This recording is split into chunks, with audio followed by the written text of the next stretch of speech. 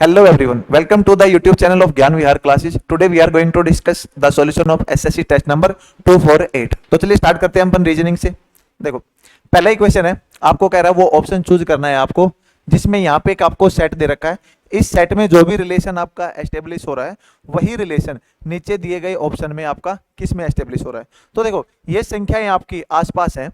यदि अपन बात करें देखो संख्याएं क्या होंगी, बहुत छोटी संख्या है। मान लो यहाँ पे 2 4 होता, उसके बाद आपका होता मान लो 200 या 300 में कुछ। अपन ये सोचते भाई हो सकता है 2 और 4 या फिर इनको जोड़ा हो, उस संख्या का क्यूब किया गया हो, इनका स्क्वायर ऐड किया गया हो, इनका क्यूब ऐड किया गया हो। लेकिन यहाँ पे आप देखोगे 85 का स्क्वायर वगैरह करके, क्यूब वगैरह करके, डबल करके, ट्रिपल करके मैं 125 तक नहीं पहुंच सकता, ना मैं 173 तक पहुंच सकता हूँ।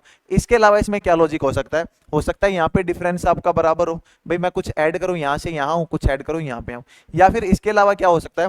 हो सकता है ये संख्याएं किसी लगातार संख्याओं के सम विषम संख्याओं के यानी ओड नंबर इवन नंबर के परफेक्ट स्क्वायर से बराबर दूरी पे हो, ये भी हो सकता है। देखो यदि अपन स्टार्टिंग में डिफरेंस देखेंगे तो 5 में 5 0, यानी 0 आखिरी में ऐड हुई है मेरी, और कहीं भी आप देखोगे सेम डिजिट नहीं है, यानी 0 तो मेरी ऐड होने से रही। दूसरा लॉजिक क्या, ये चेक करो क्या ये किसी संख्याओं के स्क्वायर के आसपास है। जैसे यहाँ पे मुझे दिख रहा है जो आपका 85 है वो 9 का स्क्वायर प्लस 4 है। देखो यहाँ पे 85 आपका ये 9 का स्क्वायर प्लस 4 है। इसके अलावा 125 मुझे दिखा ये 11 का स्क्वायर जमा 4 है, और 173 ये 13 का स्क्वायर जमा 4 है। यानी 9 11 और 13 तीन लगातार आपकी विषम संख्याएं ली हैं, उनके स्क्वायर में मैंने 4 जोड़ा है तो ये पेयर मिला। नीचे गए ऑप्शन में से जिसमें भी ये पैटर्न फॉलो हो रहा होगा वो आपका आंसर है। देखो अब आप ऑप्शन में चलो, यहां से मुझे दिख रहा है ऑप्शन डी। ऑप्शन डी की मैं बात करूं, ये देखो 15 का स्क्वायर जमा 4 है, ये आपका 17 का स्क्वायर जमा 4 है, और ये आपका 19 का स्क्वायर जमा 4। आपको यही बताना था, जो भी आपका लॉजिक यहाँ पे लग रहा है वो नीचे दिए गए किस ऑप्शन में लग रहा है। तो चलिए नेक्स्ट क्वेश्चन में चलते हैं। देखो नेक्स्ट कह रहा है आपको कुछ नेम दे रखे हैं जानवरों के, आपको इनको अरेंज करना है। Arrange the following words in a logical and meaningful order. अब इनको कैसे कैसे अरेंज करवाता है? हो सकता है आपको साइज के इंक्रीजिंग ऑर्डर में अरेंज करने हो सकता है साइज के अकॉर्डिंग आपको डिक्रीजिंग ऑर्डर में अरेंज करना हो। यहां से देखो आप भाई, देखो यदि साइज का इंक्रीजिंग ऑर्डर है और ऑप्शन में या तो इंक्रीजिंग ऑर्डर देगा या डिक्रीजिंग ऑर्डर। सबसे छोटा मेरा क्या होता है? बंदर है, चूहा है, हाथी है, मक्खी और शेर। सबसे छोटा होगा मेरा मक्खी। चलो पहले पे 4 आ गया। मक्खी से बड़ा आपका क्या होता है? चूहा। चूहे से बड़ा क्या होगा? बंदर। बंदर से बड़ा होगा मेरा शेर, और सबसे बड़ा होगा हाथी। यानी 4 3 1 5 2। यदि ये मेरा ऑप्शन में है तो ये सही है, अदरवाइज ऑप्शन में ये नहीं है, हो सकता है इसका उल्टा हो, यानी बड़े से छोटे की तरफ अरेंज किया। अब एक बार ऑप्शन पे देखो 4 3 1 5 2, आपको दिख रहा है ऑप्शन बी, ये आपका आंसर है। नेक्स्ट पे चलो। देखो नेक्स्ट आपका एनालॉजी का क्वेश्चन है। ये कह रहा है आपको ऑप्शन सिलेक्ट करना है जो थर्ड लेटर क्लस्टर से उसी तरह रिलेटेड है जैसा कि आपका सेकंड जो लेटर क्लस्टर है वो फर्स्ट से है। यानी देखो इसका यूज करके यहां पे आया हूं। अब अगर आप यहां पे देख पा रहे हो, मुझे ए दिख रहा है, ओ दिख रहा है, एस दिख रहा है, टी दिख रहा है, टी दिख रहा है, उसके बाद U है और Y है। जब आप इसको ध्यान से देखोगे तो इन्हीं अल्फाबेट्स को अरेंज कर रखा है। जब इन्हीं को अरेंज करेगा तो 3 तरीके से करेगा, अल्फाबेटिकली इंक्रीजिंग ऑर्डर में करेगा, अल्फाबेटिकली डिक्रीजिंग ऑर्डर में करेगा, या फिर रैंडमली कहीं से उठा के कहीं पे अरेंज करेगा। यहाँ पीछे से उठा के लिख दिया, आधे को तोड़ के इनको उल्टा करके लिख दिया, आधों को सीधा लिख दिया। देखो अब यहाँ पे आप देख पा रहे हो AOSTTUY। यदि आपको प्लेस वैल्यू ध्यान है तो यहाँ पे दिख गया होगा आपको इंक्रीजिंग ऑर्डर में इसको अरेंज कर रखा है। इसके प्लेस वैल्यू 1, इसकी 15, इसकी 19, 20, 20, 21 और 25। देखो अब इसको अरेंज करना है। प्लेस वैल्यू देखो 18, 15, 21, 7, 8, 12 और 25। यदि आपको याद है, ये प्लेस वैल्यू याद है कि सबसे पहले कौन आता है तो डायरेक्ट कर लो, या फिर प्लेस वैल्यू देखो 18, 15, 21, 7, 8, 12, 25। सबसे पहले मेरा 7 आएगा, उसके बाद मेरा 8 आएगा, GH। अब ये देखो आप ऑप्शन में चलो, G और H कहाँ है? सिर्फ एक ही ऑप्शन है जहां पे मेरा GH है, बस इतना ही देखना आपको, और ये है ऑप्शन मेरा C। या फिर देखो इसको छोड़ दो, सिर्फ ऑप्शन पे ध्यान दो और सिर्फ ऑप्शन में देख लो किस ऑप्शन में इंक्रीजिंग ऑर्डर है आपका। बस जैसे 7 के बाद 21 है यहाँ पे, ये तो मेरा हो नहीं सकता। देखो 15 के बाद देखो ये 15 स्टार्टिंग में ले लिया, 8 ये भी नहीं हो सकता। यहाँ पे 7 है, 21 है, ये भी नहीं हो सकता। एक ही बच गया, वही आपका आंसर होगा। सिर्फ ऑप्शन देख के ही आंसर निकाल सकते हो यदि अपने को ये पता है तो, क्योंकि एक ही ऑप्शन होगा जो आपका अल्फाबेटिकली अरेंज होगा। नेक्स्ट है ये कह रहा है 4 आपको वर्ड नंबर्स दे रखे हैं, नंबर क्लस्टर, वो एक जैसे है और एक आपका अलग है। अब आपको बताना है कौन सा इसमें अलग है, यानी ओड है। देखो 6 7 8 42, 2 8 3 28, 5 4 6 30, 1 2 5 16। देखो यहाँ पे आपको एग्जाम में क्या मिलेगा, यहाँ पे कुछ संख्याएं, देखो ये दो तरीके से रिप्रेजेंट करते हैं, 42 स्टार्टिंग में और 6 7 8 बाद में। वहां पे जनरली अपना क्या रहता है कि मैं 42 का यूज करके यहां तक पहुंचूंगा, इसको किसी से गुना करूंगा, ऐड करूंगा। लेकिन जहां भी आपको स्टार्टिंग में बड़ी संख्याएं मिल जाएं, स्टार्टिंग में जैसे बड़ी संख्या बाद में छोटी है, तो जनरली अपना लॉजिक पहले अपन को क्या सोचना है, होने को कुछ भी हो सकता है, लेकिन अपने माइंड में ये थॉट आना चाहिए क्या इसकी डिजिट सम का तो यूज नहीं किया गया। क्योंकि जनरली अपने आप क्वेश्चन देखोगे, एसएससी आपसे ऐसे क्वेश्चन पूछती है कि जहां पे यहाँ पे कुछ आपकी बड़ी वैल्यू है, यहाँ छोटी है, तो इसकी डिजिट को यूज करके वो यहां तक पहुंचती है। देखो अपन यदि बात करें इसके डिजिट सम की 6 7 8, इसका डिजिट सम 21 हो रहा है और 21 को मैं 2 से गुणा करूंगा, मेरा 42 आ जाएगा। क्या ये पैटर्न यहां भी फॉलो हो रहा है? देखो यहां देखो 6 4 10 5 15, यानी 15 को मैंने 2 से गुणा किया, 30 किया। इसकी डिजिट का सम करना है आपको। यहाँ पे देखो 5 2 7 और 1 8, 8 को 2 से गुणा किया 16 आ गया। क्या लॉजिक यहाँ भी लग रहा है? देखो 8 2 10 3 13, 13 को मैं 2 से गुणा करूंगा, मेरा 26 आएगा, जबकि दे रखा है 28। तो यानी 3 में ये पैटर्न फॉलो हो रहा है, चौथे में नहीं हो रहा। तो जिसमें नहीं फॉलो हो रहा वही अपना अलग है। नेक्स्ट है देखो, ये कोडिंग डिकोडिंग का है। किसी कोड में आपका ब्लेंड है,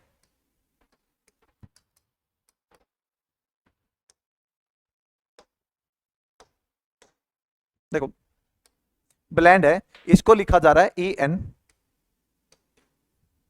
ENHPG। यदि आपको प्लेस वैल्यू पता है, जैसे ये 2 है,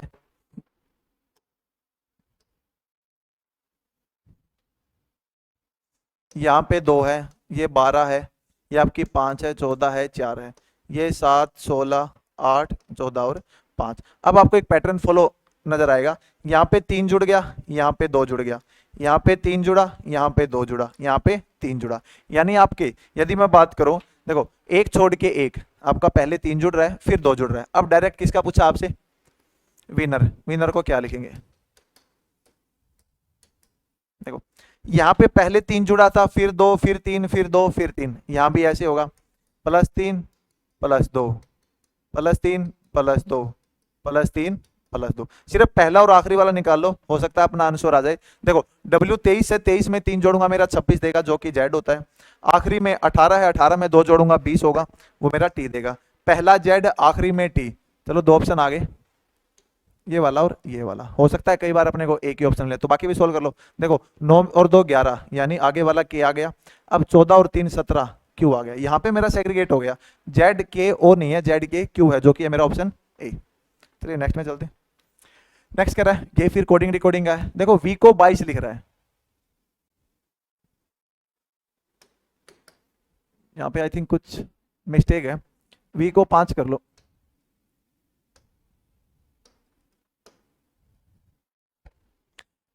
V को 5 लिख रहा है, FAT को 18 लिख रहा है। अब आपसे पूछ रहा है CLAT, इसका कोड क्या होगा? या फिर इसको ऐसे कर लेना चेंज,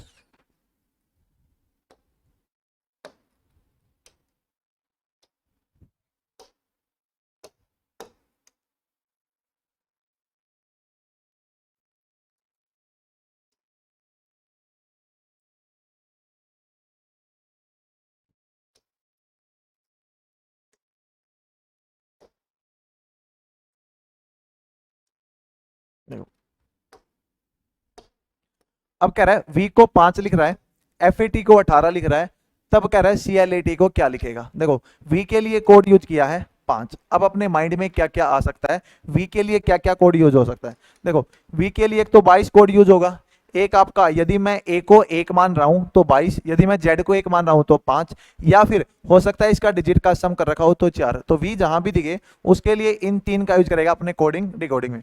यहाँ पे V के लिए 5, यानी मैं बात करूं रिवर्स से, जब मैं Z को 1 मानूंगा तो रिवर्स से V 5वें नंबर पे आएगा, तो यानी उसके लिए कोड यूज किया है। एक और बात अपने माइंड में आनी चाहिए, हो सकता है सिंपल ये 5 लिखा है, देखो 5 को मैं 1 से गुणा करूंगा तब भी 5 आएगा, और ये 1 मेरा क्या है? Number of digit. अब मैं 5 को 1 से डिवाइड करूंगा तब भी मेरा 5 आएगा, और ये क्या है? Number of digit. तीनों चीज अपने माइंड में रहनी चाहिए।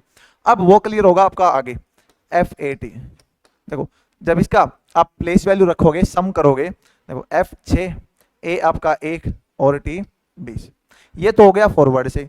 रिवर्स से मुझे निकालना है, देखो 27 में से घटा दो 21, ये 26 और ये गया मेरा 7। देखो वहां मुझे क्लियर है कि मुझे रिवर्स का सम लेना है, तो आपके पास दो तरीके हैं, या तो आप फॉरवर्ड से सम निकालो, देखो मैं दोनों बता देता हूं, 20 6 26 और 1 27, यानी फॉरवर्ड से आपका सम आया 27। अब रिवर्स से सम निकालना है, देखो 27 में से ये घटा रहे हैं, 27 में से ये 27 में थे, तो 27 को 3 से गुणा करो 81,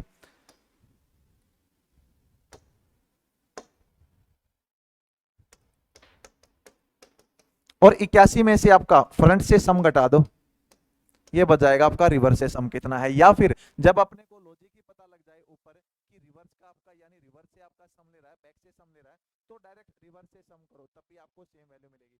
जैसे 21 और 26 47, 47 और 7 आपका 54।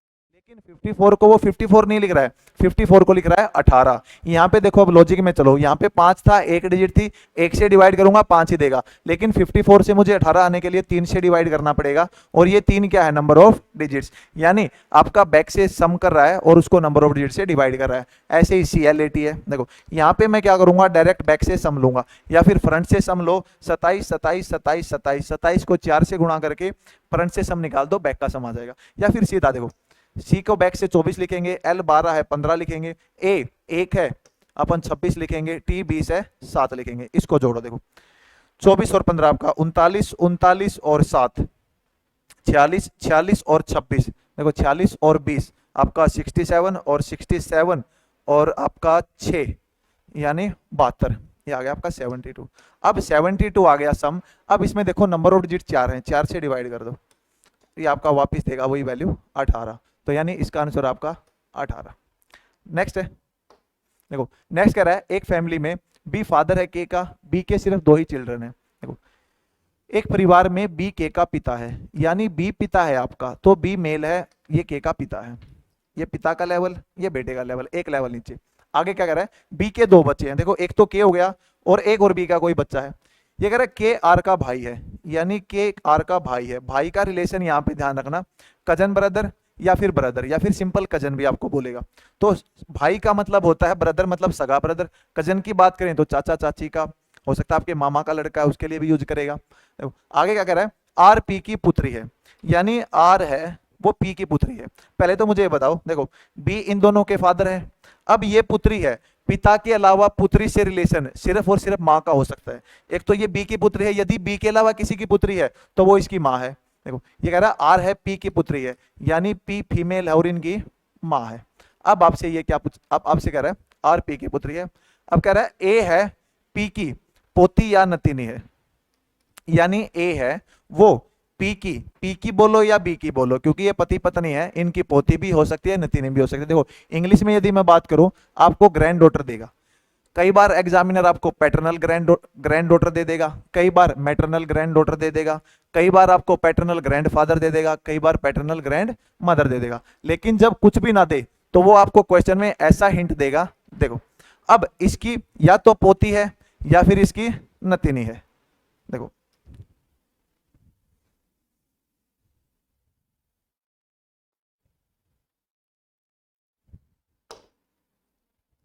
यानी आगे पढ़ो, ये कह रहा है ए पी की पोती है या फिर नतीनी है, यानी ए आपकी यहां है। देखो पोती हुई तो ये के की बेटी है, नतीनी हुई तो आपकी आर की बेटी है। यदि ये के की बेटी होगी तो इसका पिता के होगा, यदि ये आर की बेटी है, आर इसकी मां है, तो इसका पिता कोई और होगा। अब आगे वाली लाइन पढ़ो, एस ए का पिता है, इसकी पोतिया नतीनी है, इसका पिता कौन है, एस। यदि ये इसकी बेटी होती, देखो इसकी पोती होती तो इसकी बेटी होती, इसकी नतीनी है तो इसकी बेटी है, और इसका पिता के नहीं है, आर है, यानी सॉरी आर नहीं है, एस है, यानी एस इसका फादर है। ये आर और एस की क्या है, पोती है या फिर नतीनी है, जो भी कहो आप, ऊपर क्या रखा है। यदि ये पोती दे रखी है तो फीमेल है, यदि पोता दे रखा है या फिर आपका दोहता दे रखा है या फिर नातिन दे रखा है तो वो मेल है आपका। अब अपने से पूछा क्या गया, एस के से किस प्रकार संबंधित है, यानी एस है वो के का क्या लगता है। जब भी ऐसे पूछे एस के से किस प्रकार संबंधित है, इसको ऐसे पढ़ना है, एस के का क्या लगता है। देखो एस है वो के की बहन का पति है, अब किसी की बहन का पति उसका क्या लगेगा, इंग्लिश में बात करें तो ब्रदर इन लॉ या फिर हिंदी में बोले तो जीजा। नेक्स्ट चलते हैं, देखो नेक्स्ट आपका सीटिंग अरेंजमेंट का, नवीन, सपना, अलका, जेनी, मेगन, फरहाद, भावना सिनेमा हॉल में पंक्ति में बैठे हैं। सभी का मुख स्क्रीन की ओर है जो पूर्व की ओर है, यानी एक स्क्रीन है जो आपकी ईस्ट डायरेक्शन में है। देखो यहाँ पे कोई स्क्रीन है और यहाँ पे ये बैठे हुए हैं। अब जब वो इस डायरेक्शन में बैठेंगे, देखो स्क्रीन आपकी जब ईस्ट की तरफ है, यदि मैं पूछूं इनका लेफ्ट राइट कहाँ होगा, तो आप कहोगे ऊपर तो आपका लेफ्ट होगा, नीचे आपका राइट होगा। अगर आपको कोई डायरेक्शन दे रखी है, ईस्ट की तरफ स्क्रीन है, तो नीचे आपकी कौन सी दिशा होगी? ये आपकी साउथ दिशा होगी या दक्षिण। ऊपर कौन सी दिशा होगी? नॉर्थ दिशा होगी।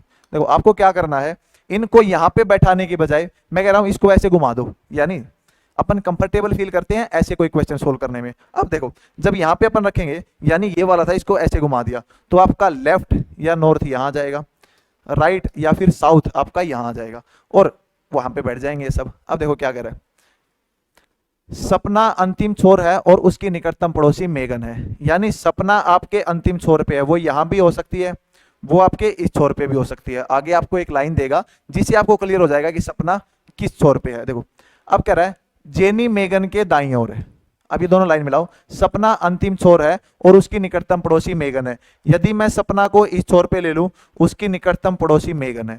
अब ये बताओ मेगन के यहां राइट में या फिर दाएं कोई बैठ सकता है? ये लाइन देखो, जेनी मेगन के दाईं ओर है, मेगन के दाईं ओर सिर्फ सपना है, क्योंकि सपना की निकटतम पड़ोसी सिर्फ मेगन है। तो इसका मतलब है ये इस कोने पे नहीं बैठे, उस कोने पे बैठे। या तो आप दोनों को एक साथ ड्रॉ कर लो, या फिर आप देखो दो लाइनें खींचो, एक को इस कोने में बैठाओ, एक को इस कोने पे, उसको रिजेक्ट कर दो। यानी यहां पे मुझे पता लग गया सपना आपकी यहां है और मेगन यहां है। अब आगे देखो दाईं ओर है, देखो यहां पे डिफरेंस देखना, जेनी मेगन के दाईं ओर है और एकदम दाईं ओर है, ये दोनों में डिफरेंस देखो, यानी वो इसके दाईं ओर है। अब देखो भावना के दोनों तरफ मेगन और फरहाद हैं, यानी मेगन तो यहां होगी, भावना के दोनों ओर एक तरफ मेगन है, एक तरफ फरहाद है। अब कह रहा है अलका जेनी के ठीक दाईं ओर है, जो दक्षिण छोर से तीसरे स्थान पर है। जो से पहले किसका यूज किया गया है? जेनी का, यानी जेनी है वो आपके साउथ एंड से या फिर राइट से तीसरे स्थान पर है। देखो साउथ से पहला, दूसरा, तीसरा, यहाँ आपकी जेनी है। अब देखो अलका जेनी के ठीक दाएं है या फिर राइट है, तो यहाँ अलका है। अब जो भी पांच आपके करेक्टर आ गए, टोटल 6 थे, नवीन, सपना, अलका, जेनी, मेगन और फरहाद और भावना। देखो यहाँ पे सपना बैठ गई, मेगन बैठ गई, फरहाद, जेनी, अलका, भावना रहेगी, वो यहाँ बैठ जाएगी। अब हमने से पूछा क्या है, ये कह रहा है कि जेनी किस जोड़े के ठीक बीचों बीच बैठे, यानी किस पेयर के बीच में। देखो जेनी है फरहाद और अलका के, तो ऑप्शन ढूंढो फरहाद और अलका, यानी ऑप्शन सी आपका राइट आंसर है। चलिए नेक्स्ट पे चलते हैं। देखो नेक्स्ट कह रहा है ये आपको फिगर बताना है, 3 फिगर दे रखे हैं, चौथा फिगर क्या आएगा। देखो फिगर में आपको बस समझना है कि मैं पहले से दूसरे फिगर पे गया हूं, क्या चेंज आया है, दूसरे से तीसरे में क्या चेंज आया, वही चेंज आपको तीसरे से चौथे में करना है। देखो जब मैं इस फिगर से इस फिगर में गया, जो मेरा यहाँ पे स्टार दिख रहा है आपको, ये यहाँ पे चला गया, यानी इसकी मूवमेंट आपकी यहाँ हो रही है, और जो यहाँ था उसकी मूवमेंट आपकी यहाँ होगी। ये ट्रायंगल देखो यहाँ पे था, ये वाला यहाँ आ गया। अब ट्रायंगल जो यहाँ पे था वो ऊपर चला गया, ऊपर जो आपका एक सर्कल सा दिख रहा है वो आपका नीचे आ गया, यानी ये वाला यहाँ, और जो आपका यहाँ था वो आपका ऊपर चला गया। यानी ये मेरा पैटर्न मुझे समझ में आया। अब क्या दूसरे से तीसरे में भी ये फॉलो हो रहा है? देखो ये मेरा उठ के यहाँ आ रहा है इसमें, ये वाला उठ के नीचे आ जाएगा, आ गया, ये वाला मेरा ऊपर चला गया, वहां गया। अब ये वाला ट्रायंगल मेरा यहाँ आएगा, गया, और जो यहाँ था वो ऊपर आएगा। तो इसमें भी यही लॉजिक लगाना है। देखो ये वाला मेरा, अब जो इससे आगे वाला जो आएगा, देखो यहाँ से यहाँ गए, यहाँ से यहाँ जाएंगे, अब यहाँ से आगे जाएंगे, ये हमारा मेरा उठ के यहाँ आएगा। सबसे पहले तो देखो बीच में ये कहाँ पे है, इस ऑप्शन को कर दो रिजेक्ट, ये तो हो ही नहीं सकता। अब मेरा बीच में स्क्वायर था, वो उठ के यहाँ नीचे इस स्टार के पास आएगा। अब स्क्वायर नीचे इस कोने पे, देखो स्क्वायर नीचे इस कोने पे ना तो इसमें है ना मेरा इसमें है, सिर्फ एक में ही है, ऑप्शन बी। बाकी की अरेंजमेंट देख लो आपको यही मिलेगी। देखो ये वाला था उठ के यहाँ जाएगा जो कि यहाँ है, यहाँ जो था वो इस कोने पे आएगा जो कि यहाँ है, और यहाँ जो ट्रायंगल था वो ऊपर जाएगा जो कि यहाँ है। ये मेरा राइट आंसर है। नेक्स्ट है, ये कह रहा है फॉलोइंग लेटर क्लस्टर आपके 3 एक जैसे हैं, चौथा अलग है, आपको अलग चूज करना है। देखो इसमें से 3 अलग मिलेंगे, चौथा अलग, या तो ये इंक्रीजिंग ऑर्डर में अरेंज किए गए होंगे या डिक्रीजिंग ऑर्डर में, या फिर हो सकता है रिवर्स लिख रखे हो। जैसे यहाँ पे यदि आपको पता है हाई स्कूल रिवर्स है, काला पानी रिवर्स है, यानी यदि मैं प्लेस वैल्यू इसकी लिखूं 8 19, रिवर्स कब होंगे? जब जोड़ 27 होगा। ये 11 और 16, देखो यहाँ 13 है, यहाँ पे ये इसके रिवर्स है 16 11, ये इसके रिवर्स है 19 8, यहाँ पे दे रहा मेरा का 22, यहाँ पे 10 17 27 13 14 27 और 16, 4 23 7 20 और 10। देखो अब पहले वाले के अपोजिट कौन सा है, दूसरा है, तीसरे के अपोजिट चौथा है। अब या तो पहले से रिलेशन निकाल लो आखिरी वाले का, या फिर तीसरे से रिलेशन निकाल लो आखिरी वाले का, क्योंकि दूसरा जस्ट इसका रिवर्स है, तीसरा जस्ट इसका रिवर्स है। देखो यहां पे देखोगे 5 जोड़ रखा है, अब यहां पे देखोगे 16 में कितना जोड़ू, 22 आई, 6 जोड़ रखा है। पहले वाले को लो, यहां पे देखोगे आप 6 जोड़ रखा है, यहां पे देखोगे आप 6 जोड़ रखा है, यानी 3 में एक जैसा एक में अलग, वो मेरा ऑप्शन ए। या फिर तीसरे से चलो, देखो 11 से 13 गया 2 जोड़ रखा है, 19 से 22 गया 3 जोड़ रखा है, 7 से 10 गया 3 जोड़ रखा है, 13 से 16 गया 3 जोड़ रखा है। वही 3 3 इसमें है, 2 उसमें है, तो वो अलग है। नेक्स्ट है, नेक्स्ट कह रहा है आपको नंबर सेट चूज करना है जिसमें वही रिलेशन होगा जो अपना 4, 14 और 44 में है। देखो 3 संख्याएं हैं, 4, 14 और 44। यहाँ पे देखो संख्याएं, यदि आपको इस संख्या का डायरेक्ट दिखे कि भाई मैं मल्टीप्लाई करके कुछ ऐड कर सकता हूँ, सब्ट्रैक्ट कर सकता हूँ, तो सबसे पहले अपने को वो देखना है। जैसे मैं 4 से 14 पे कैसे पहुंच सकता हूँ, 4 गुणा 3 जमा 2। अब 14 से 44 पे 14 3 42 प्लस 2, यानी इंटू 3 प्लस 2 कर रहा है जस्ट। क्या मेरा ये लॉजिक अगर सही है तो ये किसी न किसी में लगेगा। जैसे पहले में गया मैं 11 तिया 33 प्लस 2 35, अब 35 तिया 105 प्लस 2 107, जो यहाँ पे लॉजिक लग रहा है सेम उसमें लग रहा है, तो वही आपका आंसर है और चेक करने की जरूरत है नहीं। चेक करोगे तब भी आपको आंसर वही मिलेगा, क्योंकि बाकी 3 में कोई भी लॉजिक नहीं मिलता मिलेगा। नेक्स्ट है, देखो ये कह रहा है कौन से 2 साइन है मैं इंटरचेंज करूं कि मेरी इक्वेशन करेक्ट हो जाए। तो सबसे पहले इक्वेशन को ध्यान से देखो, 132 11 प्लस, देखो आपको यहाँ पे दिख रहा होगा 3 डिवाइड में 12 है। यदि मुझे इक्वेशन करेक्ट करनी है तो 3 को मैं 12 से डिवाइड करूंगा, हमेशा 3/12 आएगा, परफेक्ट वैल्यू नहीं आएगी। तो मुझे पहले तो इस भाग को यहां से हटाना है। तो भाग, देखो भाग किस किस में है, भाग को तो मुझे इंटरचेंज करना है, ये डिवाइड को, तो इसको काट दो, इसको काट दो, ये कभी आंसर मेरे हो ही नहीं सकते। आगे देखो, आगे भी भाग को मैं कहां लेके जा सकता हूं, प्लस की जगह की गुणा की जगह। देखो भाग को यदि मैं प्लस की जगह ले गया तो 11 भाग में 8, 11 भाग में 8। अब देखो यहां पे आपको क्या 11 भाग में 8 आपको कोई परफेक्ट वैल्यू दे सकता है, कभी नहीं दे सकता। तो अपना ये ऑप्शन भी कट गया। अब एक ही जगह है जहां पे मैं डिवाइड को लेके जा सकता हूं, वो है आपका यहाँ पे, क्योंकि 132 को जब मैं 11 से डिवाइड करूंगा मुझे परफेक्ट वैल्यू मिलेगी 12। रख के देख लो, देखो 132/11, गुना की जगह मैं भाग ले गया, प्लस 8 माइनस 3। देखो अब डिवाइड की जगह आपको मल्टीप्लाई करना है, इंटू 12, या ना चाहिए -16। देखो यहाँ पे गए 12, यानी 12 प्लस 8 माइनस 36, 20 में से 36 गया आपको देगा -16, यानी left hand side right hand side के बराबर होगी। तो ये आपका आंसर है। नेक्स्ट है, ये कह रहा है डाइस है, आपको 4 डिफरेंट कंडीशन दे रखी है। अब कह रहा है जहां पे 3 होगा उसके अपोजिट क्या आएगा। देखो नीचे 4 ऑप्शन है, जितने भी ये नंबर ऑफ डायग्राम जितने ज्यादा हो उतना ही क्वेश्चन इजी। जस्ट ये देखना है कि जो भी आपका पड़ोसी है वो आपका अपोजिट फेस पे कभी नहीं आएगा। 3 के पड़ोसी ढूंढ लो आप क्या क्या है। देखो 3 के पड़ोसी मुझे क्या दिखा, 3 यहाँ है 3 यहाँ है। देखो 1 दिखा 6 दिखा, ना तो 1 अपोजिट आ सकता ना 6 आ सकता। अब आपको 3 के अपोजिट और कौन सा दिख रहा है, 4 भी दिख रहा है, ना 4 आ सकता। एक ही संख्या बच गई, जो आपकी 3 ऑप्शन मेरे रिजेक्ट हो गए, जो इसके अपोजिट हो सकती है वो आपकी संख्या 2। देखो कहीं भी आपको 3 के साथ 2 नजर नहीं आ रहा है, तो ये आपका आंसर है।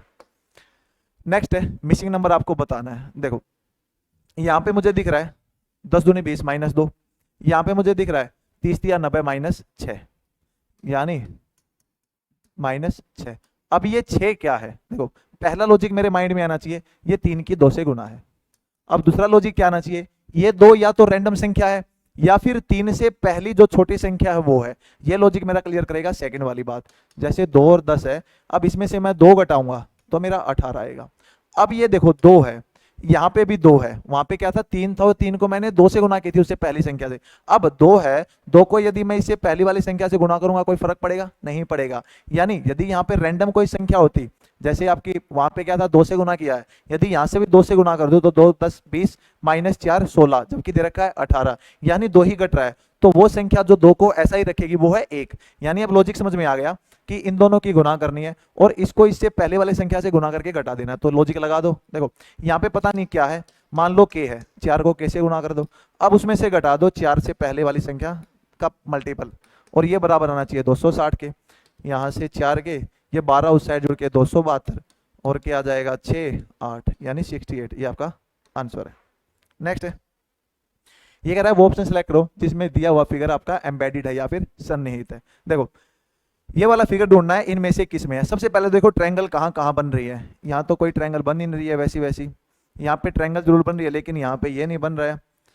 यहाँ पे ट्रायंगल बन रही है लेकिन उल्टी बन रही है। देखो जब आप यहाँ पे आओगे आपको ये दिखेगा, ये ट्रायंगल बन गई और नीचे आधा ये है, तो यानी अपना आंसर है। नेक्स्ट है, नेक्स्ट कह रहा है वो सेट सेलेक्ट करो जिसमें जो आपका ये सेट है इसमें कोई रिलेशन है, वैसा ही रिलेशन इन चारों में से किसी एक में है, वो आपको बताना है। देखो 4 6 152 संख्याएं छोटी हैं, तो पहला लॉजिक जो मेरे माइंड में आएगा, देखो क्या क्या लॉजिक अपने माइंड में लेके आ सकते हैं। हो सकता है इनका स्क्वायर ऐड कर रखा हो सकता है एक का क्यूब ऐड कर रखा हो, दूसरे का स्क्वायर ऐड कर रखा हो सकता है इनको जोड़ के 6 और 4 12 उसका स्क्वायर करके कुछ ऐड कर रखा हो सकता है इसका क्यूब माइनस इसका क्यूब कर रखा हो। लॉजिक बहुत सारे हैं, तो इनको आप अप्लाई करके देखो क्या आएगा। देखो जब मुझे दिख रहा है यहाँ पे आखिरी में 2 है, 6 की क्यूब के आखिरी में 8 आता है, 4 की क्यूब में कितना आता है आपका, देखो 6 की क्यूब में सॉरी 6 आता है, 6 की क्यूब 216 यानी 6 आ गया यहाँ, इसकी क्यूब में 4 आता है और उनका डिफरेंस 2 होता है। आप बिल्कुल आखिरी डिजिट लेके भी सोच सकते हो,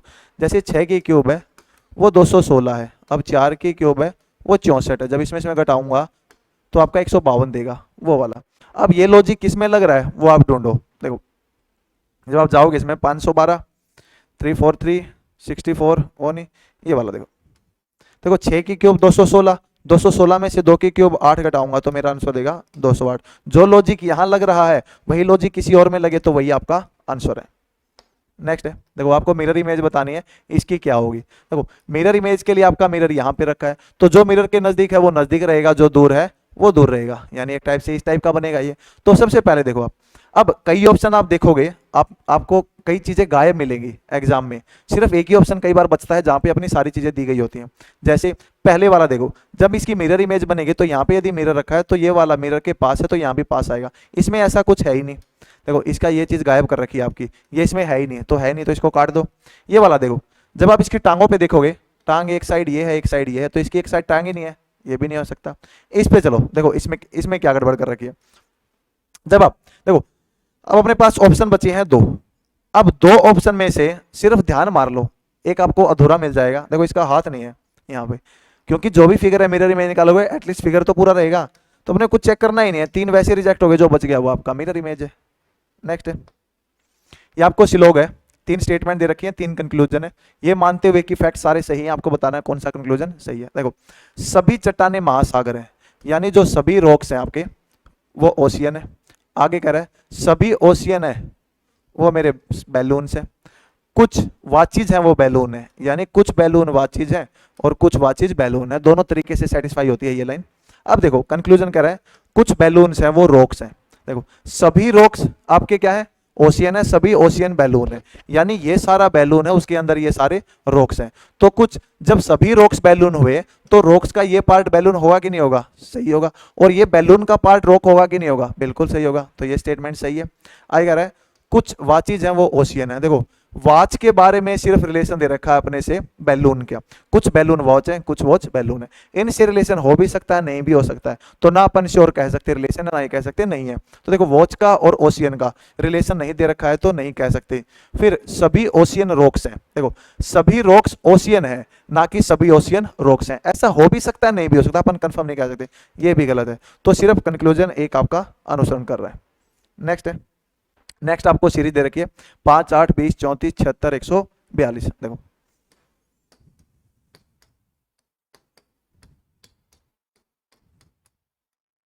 और आगे पूछा है क्या आएगा। देखो पहला लॉजिक, इसका डिफरेंस, देखो सबसे पहले अपने को ये देखना है माइंड में, क्या ये परफेक्ट स्क्वायर के आसपास तो नहीं दे रखी, परफेक्ट स्क्वायर तो नहीं दे रखी, ये इसके मल्टीपल में तो नहीं दे रखा, डायरेक्ट मल्टीपल में कुछ जोड़े कुछ कम करे कुछ प्लस ले कुछ माइनस ले। देखो अब यदि मैं यहां से चलूं 8 से 20 चलूं 20 से 34 चलूं, देखो यहां से मैं कैसे जा सकता हूं, 8 दूनी 16 प्लस 4, यहां से मैं कैसे जा सकता हूं 20 दूनी 40 माइनस 6, यहां से मैं कैसे जा सकता हूं 34 दूनी 68 प्लस 8।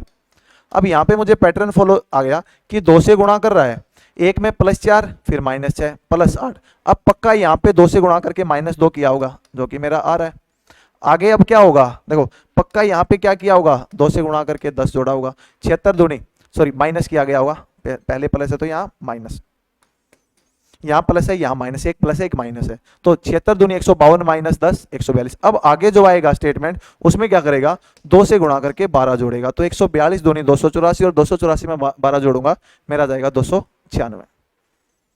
नेक्स्ट पे चलते हैं। नेक्स्ट है 7:85। अब आपको क्या करना है, देखो यहाँ पे कुछ लॉजिक दिया है, अब उस लॉजिक से आपको ये बताना है कि बाकी किस में वो फॉलो कर रहा है। देखो 7 है और 85 है, मेरे माइंड में क्या क्या चीजें आ सकती हैं। देखो हो सकता है इससे आगे वाली संख्या 8 है, 8 का स्क्वायर में 4 जोड़ रखा हो, यह भी लॉजिक हो सकता है। यदि ये लॉजिक है तो मेरा ऑप्शन में मुझे वैल्यू मिलेगी। दूसरा देखो, यदि मैं 7 का पाड़ा यदि पढ़ता हूं तो 12 गुना करके 1 हो सकता है जोड़ रखा हो। तीसरा लॉजिक मेरे माइंड में क्या आएगा, देखो 85 49 और 36 का जोड़ भी होता है, ये 7 यानी इसका स्क्वायर है और ये इससे पहले वाली संख्या का स्क्वायर है। अब जिसमें से भी लॉजिक मेरा यहाँ पे फिट हो रहा होगा वही मेरा आंसर है। देखो यहाँ पे देखो पहले 3, पहले में देखो 3 है तो 3 का स्क्वायर प्लस 4 करूंगा मैं, तो 9 + 4 13 यहाँ नहीं देगा, इसका स्क्वायर प्लस 4 नहीं देगा, इसका स्क्वायर प्लस 4 नहीं दे रहा, ये नहीं दे रहा, यानी इससे वैल्यू मेरी नहीं आ रही है। दूसरा मैं 12 से गुणा करके 1 जोड़ा है, देखो 12 × 36, 12 × 5 = 60, 12 दूनी 24, ये भी नहीं आ रहा मेरा। तीसरा मेरा स्क्वायर ऐड किया मैंने, यानी इस संख्या का स्क्वायर से पहले वाली का स्क्वायर, देखो 3 का स्क्वायर 9, 2 का स्क्वायर 8, नहीं आ रहा। यहाँ पे देखो 5 का स्क्वायर 25, 4 का स्क्वायर 16, ये आपको क्या दे रहा है 41 दे रहा है, यहाँ भी नहीं आ रहा है। देखो यहाँ पे देखो इसका स्क्वायर 2 का स्क्वायर आपका 4, 1 का स्क्वायर 1, नहीं आ रहा है। आखिरी वाला देखो 8 का स्क्वायर 64, 7 का स्क्वायर 49, ये मुझे आता हुआ दिख रहा है। 9 और 4 13, 6 और 4 10 और 1 11, यानी जिस पे भी आपकी वैल्यू सेटिस्फाई हो जाए वही आपका आंसर है। नेक्स्ट है, इसमें आपको ट्रायंगल काउंट करने हैं, यानी कितने ट्रायंगल होंगे। देखो यहाँ पे जब भी अपन देखो करने के बहुत तरीके हैं। सबसे पहले तो जो आपको सबसे अलग दिख रही है वो काउंट कर लो, एक यहाँ, एक यहाँ, एक यहाँ। अब ये बॉक्स है इसमें काउंट कर लो और दोनों को मिला देंगे अपन। देखो इस बॉक्स में गया मैं, यहाँ पे मुझे 3 ट्रायंगल दिख रही है, ये हमेशा 3 ट्रायंगल बनाती है आपकी। 3 यहाँ दिख गई, यहाँ पे भी 3 दिख जाएंगे। अब देखो अब वो लाइन ढूंढो जो इस बॉक्स को और उस बॉक्स को मिला रही है, वो लाइन आपकी होगी ये बीच वाली। अब इस बीच वाली लाइन पे जाओगे, जैसे ही आप यहां से यहां जाओगे, देखो ट्रायंगल मैं काउंट कर चुका हूं, लेकिन यहां से यहां जाओगे आपको एक ट्रायंगल मिल जाएगी ये, यानी एक ट्रायंगल और मिल गई। अब इसमें थोड़ा आगे जाओगे, देखो यहां से यहां जाओगे अब आगे, तो 2 ट्रायंगल मिल जाएंगे, एक ये एक ये, यानी 2 ट्रायंगल और मिल गई। अब इस पॉइंट को छोड़ दो, इस पॉइंट से चलो, जब इस पॉइंट से आगे जाओगे एक ट्रायंगल आपको ये मिल जाएगी। ऐसा मैंने क्यों किया है, देखो जब भी मैं 2 फिगर को कंबाइन कर रहा हूं तो एक कॉमन लाइन के थ्रू कर रहा हूं। क्या करना है, इस यहां से स्टार्ट होके धीरे धीरे आगे बढ़ना है। जब वहां तक पहुंच जाओ पहले वाले पॉइंट को छोड़ दो, दूसरे से आगे बढ़ो। इससे क्या होगा आपका कि जितने भी ट्रायंगल हैं, क्योंकि 2 ट्रायंगल यदि इसके देखो यहाँ पे अलग यहाँ पे अलग, अब कोई नई ट्रायंगल बनेगी तो जो कॉमन लाइन है वो आपका नई ट्रायंगल की साइड फॉर्म करेगी। तो टोटल काउंट करो, देखो अब क्या हुआ, ये काउंट कर लिया, ये काउंट कर लिया। अब इस फिगर और इस फिगर को मिलाओगे, जैसे अपन ने ये एक काउंट किया है, तो जब मिलाओगे ना आपको एक ट्रायंगल ये मिल जाएगी, देखो यहाँ पे है। अब जब यहाँ पे मिली है तो इस साइड भी मिलेगी, तो यानी 2 ट्रायंगल और मिलेगी। तो टोटल काउंट करोगे देखो कितनी होगी, 2 और 1 3, 3 3 6, 6 2 8, 10 11 13 और 2 15, यानी टोटल आपकी 15 ट्रायंगल है। देखो दोबारा से बताता हूँ, देखो ये तो हो गया अपना अप्रोच। अब एग्जाम में कैसे करना है, देखो 3 यहाँ पे सीधा लिखो, यहाँ पे 3 यहाँ पे, 3 यहाँ पे दिखी, 3 यहाँ पे दिखी, 3 यहाँ पे दिखी, 3 यहाँ पे दिखी। अब जब मैं इन दोनों को मिलाऊंगा, देखो 2 तो बिल्कुल सारी बड़ी, एक ये वाली एक ये वाली, 2 मिल गई। अब मैं यहां से जाऊंगा, देखो एक यहाँ मिल जाएगी, जब मैं ऊपर से आऊंगा यहाँ मिल जाएगी, 2 मुझे यहाँ मिल गई। जब मैं इस फिगर और इस फिगर को मिलाऊंगा, एक यहाँ मिल जाएगी, एक यहाँ मिल जाएगी। देखो 9 ये 6 ये 15। या फिर अपन डायरेक्ट ये भी कर सकते हैं कि जो अपना ये फिगर है अंदर वाला, ये मोस्ट रिपीटेड फिगर है, इस फिगर के अंदर काउंट कर लो कितनी है, क्योंकि यही फिगर आपको कई जगह मिलता है। देखो इसमें कितनी होंगी, 3 3 6 2 8 2 10। हमेशा जो ये फिगर है यहाँ से यहाँ, इसमें 10 ट्रायंगल होती है। यदि याद है तो एग्जाम में आपके लिए इजी होगा। नेक्स्ट है, देखो चिकन पॉक्स है, वो वायरस से रिलेटेड है, यानी चिकन पॉक्स का संबंध वायरस से है। अब वायरस से चिकन पॉक्स फैलता है, तो ऐसे ही बताओ रिंग वॉर्म जो दाद है वो किससे फैलता है। देखो दाद है वो फैलता अपना फंगस से। नेक्स्ट है आपको पेपर कटिंग है, ये बताना जब इसको खोलेंगे तो कैसा दिखेगा। देखो यहाँ पे था अपना, यहाँ पे फोल्ड कर दिया, उसके बाद नीचे फोल्ड कर दिया, फिर आधा फिर फोल्ड कर दिया। देखो यहाँ पे आपने कुछ ऐसा काटा है, यहाँ पे 2 गोले काटे। तो जब इसको मैं ओपन करूंगा, देखो एक तो मुझे यहाँ ऐसा दिखेगा और 2 गोले दिखेंगे, यानी यहाँ पे मुझे इतना दिखेगा। अब सिर्फ ये साइड देखो किसकी ऐसी है। देखो जब मैं यहाँ पे गया चौथाई हिस्से में, मेरे इसमें 2 सर्कल हैं, इसमें एक ही है, ये बिल्कुल भी नहीं हो सकता। यहाँ तो शेप ही बिगाड़ दी। और यहाँ पे देखो ये वाला जो आपने कट किया वो इस टाइप का है, ना कि गोला है, ये मेरा वैसे नहीं हो सकता। तो एक ही ऑप्शन बच गया, वो मेरा राइट आंसर है। नेक्स्ट है, देखो आपको लेटर्स जब सिक्वेंसली रखेंगे तो कौन सा जो गैप है इसमें क्या आएगा। देखो इसमें क्या होता है जनरली, आपका यहाँ पे कुछ आपकी सीरीज होती है, ये इसमें चीजें रिपीट होती हैं, 4 या 5 अल्फाबेट का एक क्लस्टर बनेगा, वो रिपीट होगा। और वो अपने को कैसे पता लगेगा, सबसे पहले ये देखो इसमें कितने अल्फाबेट्स हैं, आप देख पा रहे हो टोटल कितने अल्फाबेट्स हैं इसमें, 20 जोड़ लो, 1 2 3 4 5 6 7 8 9 10 11 12 13 14 15 16 17 18 19 20।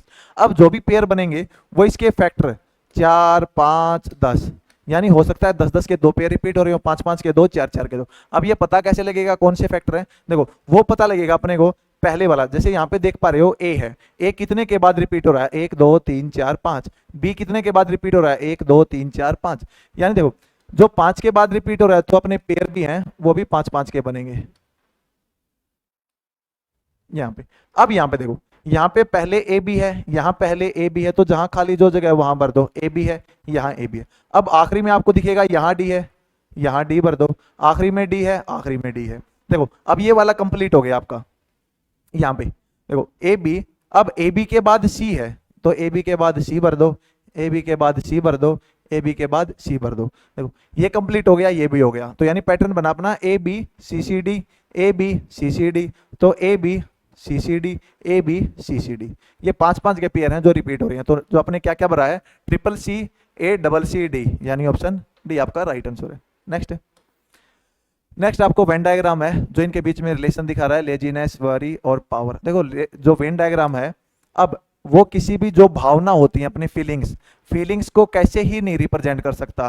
क्यों? क्योंकि देखो ना तो हम लेजीनेस को बोल सकते हैं, कुछ लेजीनेस को वरी बोलते हैं, ना कुछ वरी को पावर बोल सकते हैं। ये फीलिंग्स हैं अपनी, या फिर एब्स्ट्रैक्टिव नाउन।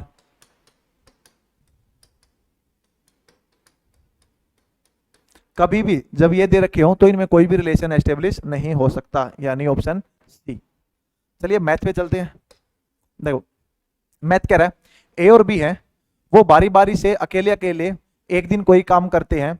अब ए कार्य आरंभ करता है, देखो पहले ए कर रहा है फिर बी कर रहा है, पहले ए कार्य आरंभ करता है, पहले ए फिर बी फिर ए फिर बी, तो काम 17 दिन में पूरा हो जाता है। देखो 17 से पहले जो परफेक्ट आपका जो इवन नंबर है वो लो, इवन नंबर 17 से पहले आपका 16 है, यानी 8-8 दिन सबने काम किया। अब जिसने पहले दिन काम किया था वो 17वें दिन काम करेगा। देखो स्टार्ट किसने किया था, ए ने, यानी इसने 8 दिन काम किया, इसने 9 दिन। अब कह रहा है यदि बी कार्य स्टार्ट करता है, वही जब बी कार्य स्टार्ट करेगा तो 17 से ही 2/3 दिनों में पूरा होगा। देखो जब बी पहले काम करेगा वही 8-8 आ गए, बी ने पहले काम किया 8-8 यहां आ गए। अब क्या होगा, बी आपका एक दिन और काम करेगा, क्योंकि आपका देखो बी स्टार्ट कर रहा है, 16 दिन हुए, 8-8, 17वें दिन भी बी ने काम किया होगा, यानी बी के टोटल 9 दिन हो गए। और ए के कितने दिन हो गए, 8 तो थे ही, 2/3 दिन हो रहे, यानी 8 से ही 2/3 दिन। ए 9 दिन काम करता, बी 8 दिन, तो काम खत्म हो रहा था। अब बी ने 9 दिन काम कर लिया तो ए को 8 से ही 2/3 दिन काम करना पड़ा। इसका मतलब क्या है, देखो ए की एफिशिएंसी ए मान लो, बी की एफिशिएंसी बी मान लो। भाई एक दिन में ये ए काम करता है, ये बी काम करता है। मैं ये कह रहा हूं कि बी मेरा एक दिन का जो काम करता है, देखो बी ने जो एक दिन काम किया है उसकी वजह से क्या हुआ है, ए 9 से लेकर 8 से ही 2/3 पे आ गया, यानी इनका जब डिफरेंस लूंगा तो 1/3 दिन आपका आ गया। यानी बी के एक दिन काम करने से ए को 1/3 दिन कम करना पड़ रहा है, यानी बी का एक दिन का काम ए के 1/3 दिन के काम के बराबर है। यहां से इनकी एफिशिएंसी आ जाएगी, ए बाई बी आ जाएगी 3:1। देखो ये उस साइड चला गया, ये इस साइड आ गया। अब अपने को क्या दे रखा है, ये कह रहा है दोनों मिलकर कार्य कितने दिनों में। तो सबसे पहले तो टोटल काम निकालो, देखो इसको लो या इसको लो, सेम आंसर आएगा। ए ने 9 दिन काम किया, बी ने 8। अब 9 की रेशो से एक दिन का काम 3 है, 27 काम किया होगा। इसने 8 से 8 किया होगा, तो यानी टोटल काम आ गया 35। अब ये 35 काम है, दोनों मिलकर कितने दिन में करेंगे? एफिशिएंसी है 3:1 यानी 4, तो 35 को 4 से डिवाइड कर दो, 4 8 32, 8 से ही 3/4 यानी आपका आंसर ऑप्शन डी।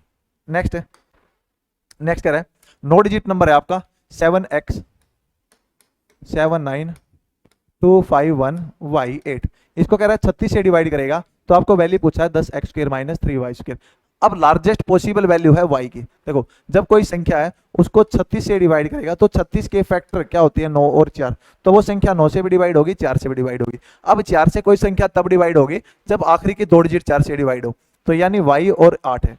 अब y की मैक्सिमम वैल्यू, देखो 8 तो डिवाइड होता ही होता है, अब मैक्सिमम वैल्यू जब ये भी डिवाइड हो जाए 4 से तो वो वैल्यू 8 है, यानी यहाँ पे यदि मैं 8 रख दूं तो मेरा ये 4 से डिवाइड हो जाएगा, क्योंकि आखिरी की 2 डिजिट 4 से डिवाइड तो पूरा नंबर 4 से डिवाइड। देखो अब नंबर मेरा क्या बन गया?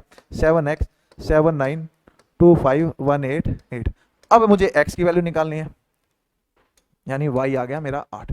अब x की वैल्यू कैसे निकालेंगे? यदि ये संख्या 9 से डिवाइड हो रही है तो इसकी डिजिट का सम भी 9 से डिवाइड होगा, तो जहां पे 9 बन रहा है उसको काट दो। देखो ये 9 बनेगा, ये आपका 7 और 2 9 बन गया, ये 9 बन गया। अब जो बचे हैं उसकी डिजिट का सम लो, देखो 7 और 5 12, 12 और 8 20, यानी बच गया 20 + x। क्योंकि 9 जहां भी आता है 9 के बाद यदि कोई संख्या 9 से डिवाइड है तो 9 का सम, यदि 9 9 9 है तो डिवाइड होगा ही होगा, तो 9 को हटा दो सीधा, या फिर जोड़ोगे तब भी कोई फर्क नहीं पड़ेगा। अब x में क्या जोड़ूं कि ये 9 से डिवाइड हो जाओ? देखो 9 एकम 9, 9 दूनी 18, 9 होती है 27, तो x की वैल्यू आ गई 27, क्योंकि आगे वाली संख्या देखनी है अपने को 9 का मल्टीपल, तो x की वैल्यू 7 y की 8 रख दो इसमें, 10 × x², तो 10 × x², 7 का स्क्वायर 49, यानी 10 और 490 आ गया सीधा, माइनस। देखो अब आपका है 3y², y² 64, 64 × 192, जब इसमें से घटाएंगे 8 और 18 में से 9 गया 9, 3 में से गया 2, 298, ये आपका आंसर है। नेक्स्ट है, नेक्स्ट कह रहा है एक क्रिकेट का मैच हुआ, एक cricket on a certain data, Pakistan success rate है वो 60% है इंडिया के अगेंस्ट। इसका मतलब क्या है? यदि 100 मैच हो रहे हैं तो 60 पाकिस्तान जीतेगा, 40 इंडिया जीतेगा ओडीआई में। फिर कह रहा है पाकिस्तान वाले हैं अगले 30 के 30 गेम हार गए, और फिर क्या हुआ? सक्सेस रेट 30% आ गया, आगे MS धोनी आ गया था और फिर वो सारे मैच हार गए। देखो अब कह रहे हैं तो टोटल ओडीआई उनके बीच में कितने खेले गए हैं? देखो 2 मेथड, पहले बेसिक दूसरा शॉर्ट, अपन दोनों चीज करेंगे। देखो बेसिक क्या कहता है? सक्सेस रेट था 60%, यानी 60% मैच पहले जीतते थे, 60% होता है अपना 2/5, सॉरी 3/5। 60% कैसे मिलेगा? 60/100, 20 दिया 60, 20 पंजे 100। देखो इसको मान लो 3 के, इसको मान लो 5 के, यानी पहले टोटल मेरे मैच थे वो 5 के थे, उसमें से 3 के पाकिस्तान जीतता था। अब क्या हुआ है? अगले 30 के 30 मैच हार गए। देखो मुझे बताओ, टोटल पहले 5 के थे, अब 30 के मैच और जुड़ गए, सॉरी 30 मैच और जुड़ गए, तो टोटल मैच कितने हुए? 5 के + 30।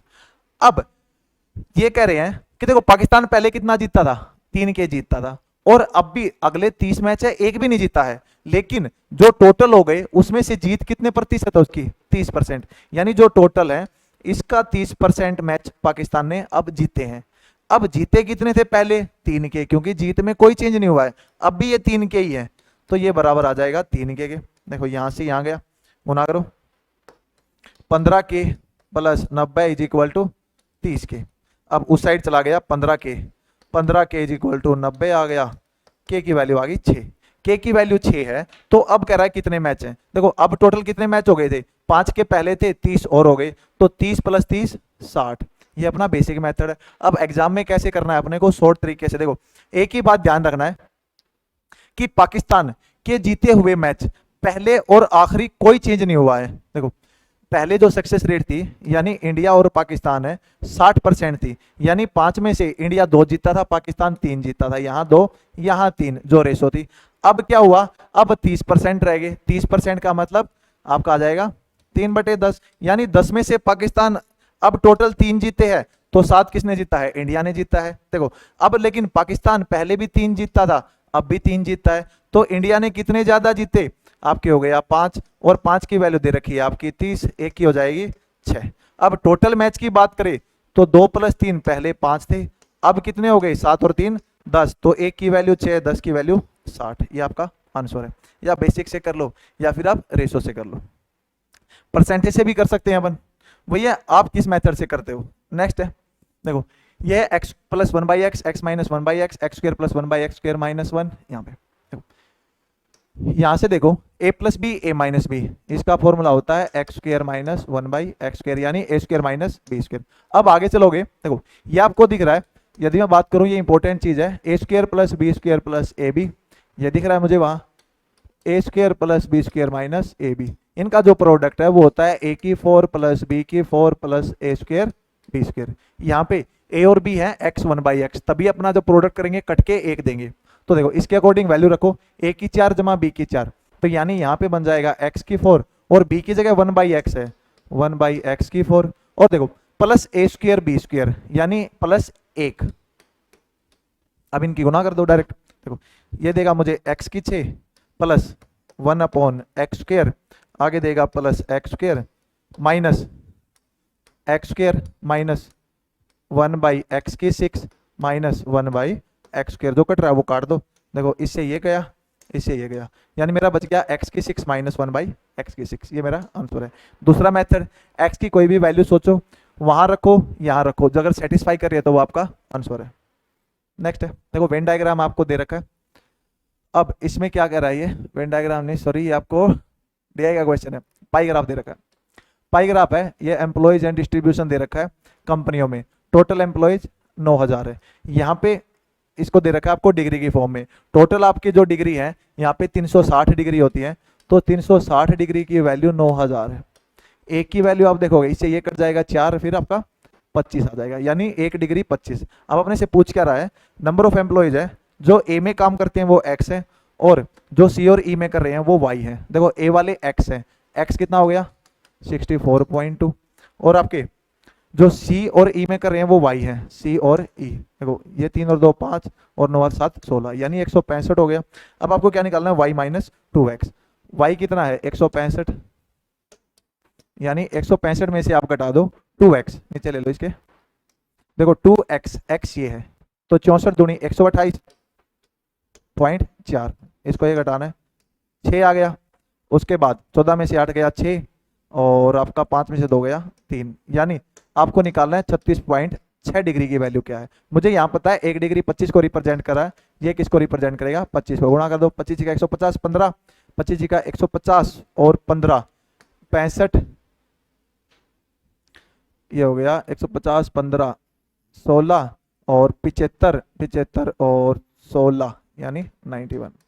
ये मेरा आ गया 915, ये मेरा सही आंसर है। नेक्स्ट है, नेक्स्ट कह रहा है, अब the total number of employees working in department A and C exceed the total number of employees working in department B and D by x, यानी उसी का पार्ट है। देखो यहाँ पे डायरेक्शन 30 और 31 है, वो भी कह रहा है। देखो अब ये कह रहा है टोटल नंबर ऑफ एम्प्लॉयज है जो ए और सी में काम करते हैं, अब एक्सीड कर रहे हैं बी और डी, तो आपको जोड़ना है डायरेक्ट ए और सी, बी और डी। देखो लास्ट वाले क्वेश्चन पे चले अपन, ए और सी,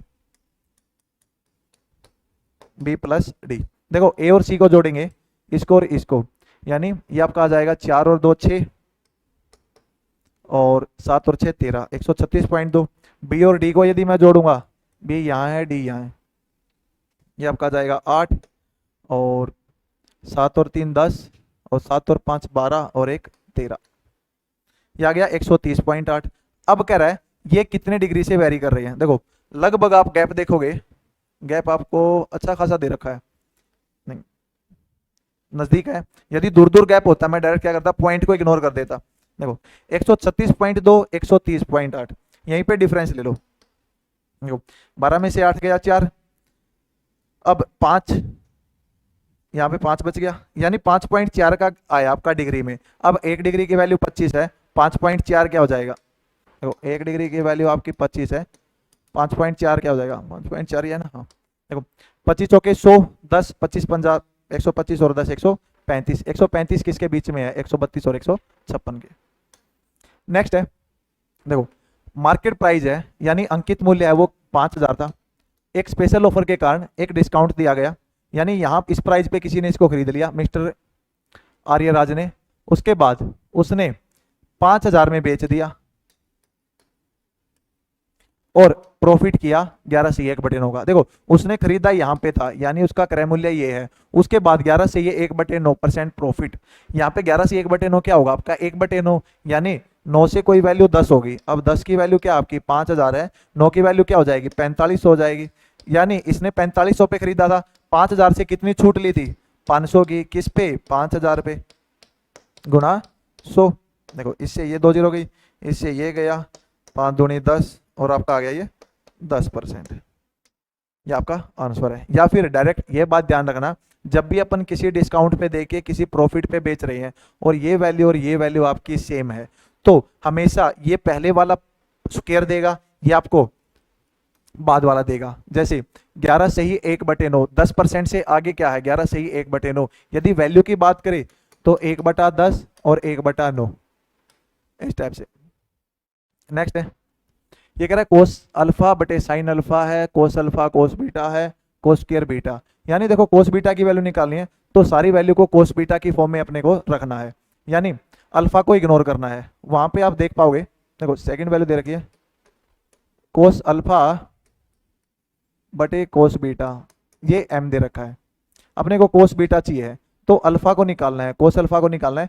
वहां पे देखो कोस अल्फा की जगह रख सकता हूं मैं n into sine beta, n sine beta बटे cos beta is equal to m है। अब कोस बीटा चाहिए है और स्क्वायर भी चाहिए, इस सारे का स्क्वायर कर दो, यानी n स्क्वायर, देखो साइन स्क्वायर बीटा हो जाएगा, साइन स्क्वायर बीटा को लिख सकता हूं मैं 1 minus cos square beta upon cos square beta, और ये हो जाएगा मेरा m स्क्वायर। देखो इस साइड ले आओ, ये हो जाएगा मेरा, या फिर मल्टीप्लाई कर दो इसको इस साइड ले आओ, यानी m square cos square beta ये बराबर है n square minus n square cos square beta. ये जब उस साइड चल जाएगा तो कोस स्क्वायर बीटा कॉमन आ जाएगा और m square plus n square बच जाएगा, और उस साइड n स्क्वायर है। जब मैं इसको इस साइड लेके आऊंगा तो कोस स्क्वायर बीटा की वैल्यू आ जाएगी, वो हो जाएगी n square by m square plus n square, यानी मेरा ऑप्शन डी सही आंसर है।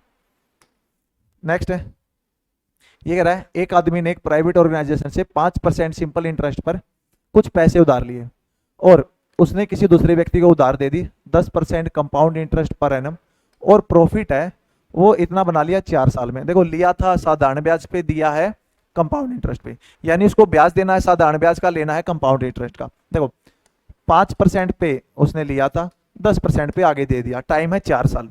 यानी मैं बात कहूं भाई 4 साल में सिंपल इंटरेस्ट आपको पता है हर साल बराबर होगा, तो यानी उसको 20% सामने वाले को देने हैं, लेकिन उसको 10% की रेट से लेने कितने हैं। देखो 10% की रेट बहुत कॉमन है, 4 साल का डायरेक्ट होता है 46.41%। तो यानी देखो ये तो उसको देने हैं, ये लेने हैं, तो उसको टोटल लेन देन में प्रॉफिट कितना हो जाएगा, वो हो जाएगा 26.41%। अब इसकी वैल्यू डायरेक्ट दे रखी है मुझे 26,410। देखो इसकी वैल्यू ये दे रखी है, एक की वैल्यू अपनी कितनी आ जाएगी, देखो नीचे 2 जीरो है, उस साइड चली जाएंगी, तो यानी अपना आ गया ये 1 जीरो तो वही है ही, 2 जीरो और एक की वैल्यू 1000 आ गई। अब अपने से क्या पूछा गया है, 1% की वैल्यू 1000 आई है, तो अपने से पूछा है वो राशि क्या थी, तो 100% की वैल्यू 1 लाख आ जाएगी, 2 जीरो और लग जाएंगे, तो 1 लाख अपना ये आंसर है। नेक्स्ट है, ये कह रहा है एक आर्टिकल अवेलेबल है 2500 कैश पेमेंट पे, is available for 2500 cash payment और 520 cash down payment followed by 4 equal instalment. देखो या तो 2500 रुपए अभी दे दो या फिर कैश पेमेंट दे देना। अब वो क्या करते हैं, जैसी सिचुएशन, देखो प्राइस 2500 था, लेकिन जब आपकी इंस्टॉलमेंट बनेंगी वो किस चीज की बनेंगी, इंस्टॉलमेंट बनेंगी कि वो पहले ही 4 मंथ के बाद आप पे कर रहे हो, पहले ही 4 साल का ब्याज निकाल देगा। 4 साल है या फिर यहाँ पे महीने, यहाँ पे शायद महीने दे रखे हैं मंथली, 4 महीने का ब्याज निकाल देगा, ब्याज निकाल के प्रिंसिपल में जोड़ देगा, यानी मिश्र धन बना देगा। हमेशा ईएमआई जो इंस्टॉलमेंट होती है आपकी, वो आपकी मिश्र धन की होती है, ना कि प्रिंसिपल की, यानी ऑलरेडी उसमें ब्याज जुड़ा होता है। देखो अब 2500 आपकी मूल राशि है, इसमें कह रहा है कि आप डाउन पेमेंट कर दो 520 की, यानी 520 की उसने तुरंत पेमेंट कर दी, तो आपका बच गया 1980। अब ये कह रहा है 1980 रुपए बचे हैं, ये आपको देने हैं 4 ईएमआई में, यानी आप 4 महीने तक क्लियर कर देना। तो क्या एक्चुअल में जो ईएमआई बनेंगे वो इसकी बनेंगी, इसकी नहीं बनेंगी, 4 महीने का साधारण ब्याज इस पे निकलेगा और फिर वो आपका ईएमआई में कन्वर्ट होगा। देखो सबसे पहले बात करें उसको कितना पे करना होगा, यानी ईएमआई के लिए कितना पे करना होगा, तो 1980 है। अब आगे रेट देख पा रहे हो, रेट है 25% पर एनम है, लेकिन बात चल रही है मंथ की। तो देखो ईयरली रेट है 25% को लिख सकता हूं मैं 1/4। अब एक महीने का निकालना है, साल का इतना है, एक महीने का 1/12 कर दो, यानी रेट हो जाएगा 1/12 से गुणा करूंगा 1/48। तो कोई भी वैल्यू है उसका 1/48 आपका क्या है, रेट है। अब यहां पे देखो ये कह रहा है 4 इक्वल मंथली इंस्टॉलमेंट, 1980 था आपका। अब महीने की आपकी क्या है, 1/48 है।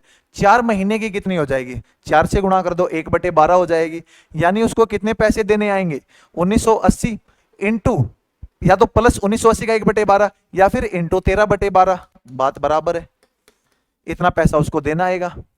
यही मुझे ईएमआई में तोड़ना है। देखो समझो बात को, क्या किया अपन ने, रेट एक महीने का पूरे साल का 1/4, एक महीने का 12 से डिवाइड कर दो 1/48 हो गया। अब 4 महीने का कितना हो जाएगा, 4 महीने का 4 से गुणा कर दो 1/12 हो जाएगा। यानी 4 महीनों का रेट 1/12 है, किसी वैल्यू में उसका 1/12 जोड़ूंगा तो वो कितनी हो जाएगी अपने आप की, 13/12 हो जाएगी। यानी इतना अमाउंट मुझे चुकाना है इंस्टॉलमेंट में। अब इंस्टॉलमेंट देखो यहाँ पे 48 आपको दिख रहा है, अब महीने का रेट 1/48 है, तो मैं ये मान लू हर महीने मैं 48 दे रहा हूं। अब ये देखो आखिरी वाले 48 मैंने कब दिए हैं, आखिरी वाले 48 मैंने दिए हैं आखिरी चौथे महीने में, तो इस पे कोई भी ब्याज नहीं लगेगा। लेकिन ये वाले 48 है मैंने एक महीने पहले दिए हैं, इस पे एक महीने का ब्याज, एक महीने का रेट 1/48 है, तो 48 का 1/48 1, ये मैंने 2 महीने ब्याज दिए हैं, तो इस पे ब्याज 2 हो जाएगा। ये 3 महीने पहले, यानी इस पे 3 महीने का ब्याज लगेगा, इसमें ब्याज 3 हो जाएगा। ये मेरी इंस्टॉलमेंट थी, ये उस पे ब्याज था। अब टोटल मैंने पेमेंट कितने की है, 48 चौके 192, 192 और 6 198, यानी 198 की पेमेंट की है, और उसकी वैल्यू मेरी है 1980 गुणा 13/12। अब एक की वैल्यू क्या आ जाएगी, 198 नीचे आ जाएगा, और मुझे निकालना है प्रत्येक किस्त कितने की थी, तो 48 यहाँ पे आ जाएगा। देखो यहाँ पे गया 10, 12 चौक 48, 13 चौके 52, 52 की 10 से गुणा 520, यानी इसका आंसर आ जाएगा आपका 520। ये आपका सही आंसर है। नेक्स्ट है, नेक्स्ट कह रहा है एलिवेशन एंगल है सन का, वो 30 से 45 हो जाता है जब शैडो की लेंथ है वो 20 सेंटीमीटर कम हो जाती है। यानी यहाँ पे आपका देखो, यहाँ पे शैडो बन रही थी, पहले एंगल 30 था, अब 45 हो गया। यहाँ पे जो आपका कमी आई है छाया, वो 20 मीटर की कमी आई है। तब आपको पता करना है कि खंबे की ऊंचाई क्या है। देखो खंबे की ऊंचाई आपकी h है। यहाँ पे देखो डायरेक्ट अपने को क्या करना है, ये 45 अपने को पता है, ये 1 है तो ये होगा, इसकी वैल्यू भी 1 होगी। ये 30 है, ये 1 होगा तो सारा √3 होगा रेशो से। ये कितना बच गया, ये बच गया √3 - 1, यानी √3 - 1 रिप्रेजेंट कर रहा है 20 को। एक की वैल्यू क्या हो जाएगी, बटे √3 - 1, और एक की वैल्यू मुझे निकालनी है हाइट की, इसको रैशनलाइजेशन कर दो, √3 + 1, √3 + 1, 3 में से 1 गया, 3 में से 1 गया आपका 2, 2 से काटूंगा 10, यानी 10 √3 + 1 मेरा आंसर है, और जो कि मेरा है ये वाला आंसर है। देखो यहाँ पे कभी मैं फुर्सत में बताऊंगा, यहाँ पे वैल्यू आपको ऐसी देगा कि 45 दे देगा, 30 दे देगा, 60 दे देगा, 30 दे देगा, 15 देगा, 30 दे देगा, उसके बाद 45 दे देगा, 60 दे देगा, यही वैल्यू रहती है। तो इसके लिए एक अपने पास डायरेक्ट छोटी सी ट्रिक है, सीधी इसकी हाइट बताएगा, कुछ नहीं करना है, बस वो सीखने है, वो अपन कभी आगे डिस्कस करेंगे। नेक्स्ट है, देखो एक तैराक है, समुद्र के किनारे से दक्षिण दिशा की ओर, दूसरा पूर्व में तैरना शुरू करते हैं, यानी 2 तैराक है, एक यहाँ जा रहा है, एक यहाँ जा रहा है। अब इनके बीच 2 घंटे में दूरी 100 किलोमीटर हो जाती है, यानी 2 घंटे में 100, 1 घंटे में 50। अब देखो, अब एक के तैरने की गति दूसरे की तैरने की गति का 75% है। 75% का मतलब 3/4, पहले की 4 है तो दूसरे की 3 है। देखो इसकी मान लो 3 है, इसकी 4 है, रेशो है, तो मैं के का यूज करूंगा। अब डायरेक्शन देखो क्या दे रखी है, एक साउथ एक ईस्ट, यानी ये 90 डिग्री का कोण बना रही है, तो आपको ट्रिपलेट ध्यान होगा, 3, 4 और 5 ट्रिपलेट होते हैं। अब 5 के आगे 0 है तो 30, 40 के आगे भी 0 लगा दो, यानी एक्चुअल स्पीड इसकी 30 है, इसकी आपकी 40 है। तो गति आपको ज्ञात करनी है, यानी 1 घंटे में ये 50 किलोमीटर गया, ये 1 घंटे में 30 गया, 1 घंटे में 40 गया, तो जितना 1 घंटे में जाते हैं उतनी आपकी स्पीड होती है, इतने किलोमीटर प्रति घंटा। क्या पूछ रहा है, तेजी से तैरने वाला, यानी 40 आपका सही आंसर है। नेक्स्ट है, ये कह रहा है एक गिवन फिगर है, कहाँ है फिगर, इसमें कुछ गायब है क्या। देखो in the given figure AD is the bisector of angle BAC, ऐसा कोई फिगर रहा होगा, एंगल बाइसेक्टर है इसका, एडी एंगल बाइसेक्टर है बीएसी का, ए बी आपको 6 दे रखा है, ए सी आपको 5 दे रखा है, अब बी डी आपको 3 दे रखा है, डीसी की वैल्यू आपसे पूछी है। तो देखो ये यदि एंगल बाइसेक्टर है तो आपकी साइड की रेशो एक प्रोपोर्शन में होंगी, यानी यहां से ए बी रेशो जो ए सी है वो आपके बराबर हो जाएगी B D ratio D C के। देखो इसके बटे ये, यानी 6/5 इज इक्वल टू 3/k। यहां से देखो 3 दूनी 6, के की वैल्यू आ जाएगी 5/2 यानी 2.5। ये आपका आंसर है। या फिर देखो ये इसका आधा 2.5, या रेशो जब बराबर है इसका ये आधा इसका भी आधा, ऐसे भी अपन कर सकते हैं। नेक्स्ट है, ये कह रहा है किसी एग्जाम में नंबर ऑफ स्टूडेंट जो आपके पास हुए हैं और स्टूडेंट जो आपके फेल हुए हैं उनका रेशो दे रखा है। अब कह रहा है एक स्टूडेंट और आ जाता और फेल है वो 3 कम होते, तो रेशो है पास स्टूडेंट की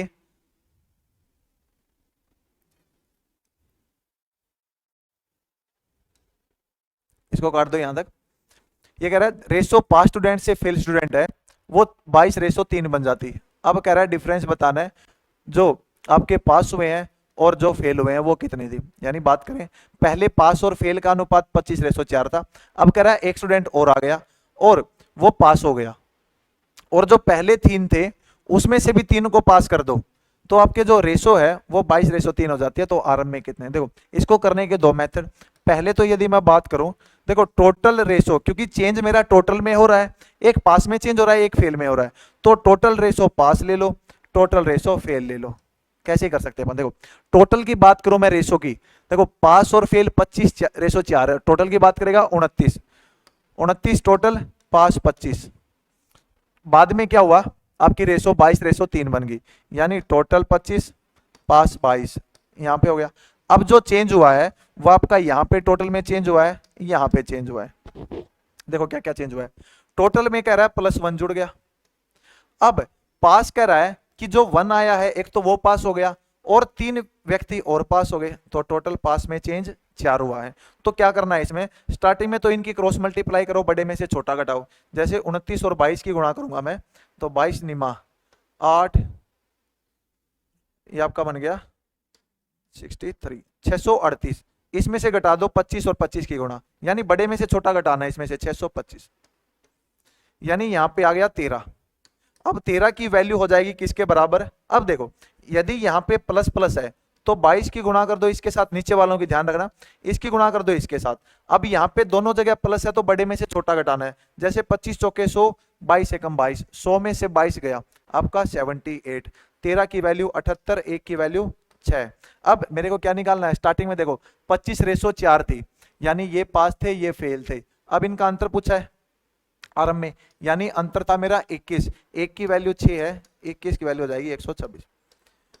दूसरा मैं निकाल सकता हूं फेल से भी, टोटल देखो 29 है, फेल है आपके कितने 4, स्टार्टिंग में 4 है, फिर बाद में क्या हुआ एक मेरा नया आ गया, लेकिन फेल यहां देखो, फेल कह रहा है जो नया बंदा है वो पास हुआ है, जो नया बंदा है वो पास हुआ है, वो अपन ने यहां इफेक्ट ले लिया। जो ऑलरेडी फेल थे उसमें सिर्फ 3 का गैप आया, यानी 3 मेरे कम फेल हुए हैं, यानी यहाँ पे -3 हो जाएगा। इसमें फर्क ढूंढना है, यहाँ पे +4 क्यों है, क्योंकि जो आया है वो पास की कैटेगरी में है। अब फेल है, जो आया है वो पास हुआ है, यानी जो ऑलरेडी उसमें से कम नहीं हुआ, ऑलरेडी में से सिर्फ 3 कम हुए हैं इस रेशो में से। और अब मेरी रेशो बन गई 22:3, यानी 25:22। मेथड वही, यहाँ 3 था कम हुए हैं, देखो अब 25 रेशो होगी 3 यहाँ पे देखो। अब क्या करना है, वही क्रॉस मल्टीप्लाई, 29 30 87, 25 चौके 100, यानी बड़े में से छोटा घटा दो, 100 में से 87 गए 13, 13 की वैल्यू हो जाएगी 3 की मल्टीप्लाई कर दो 1 के साथ, 25 की कर दो 3 के साथ। यदि साइन सेम है तो बड़े में से छोटा घटा दो, यदि एक जगह प्लस है एक जगह माइनस है तो उनको जोड़ दो। जैसे 3 एकम 3, 25 दिया 75, अब 75 आपका माइनस का है तो जब भी माइनस का आ जाए तो दोनों को जोड़ दो, 75 और 3 78 हो जाएंगे, 1 की वैल्यू वही 6 आ जाएगी आपकी। और जब 1 की वैल्यू 6 आ गई तो वही मुझे वैल्यू निकालनी है 21 की, क्योंकि स्टार्टिंग में पास और फेल का रेशो ये था, उनका अंतर 21 था, 21 का 126, ये आपका आंसर है।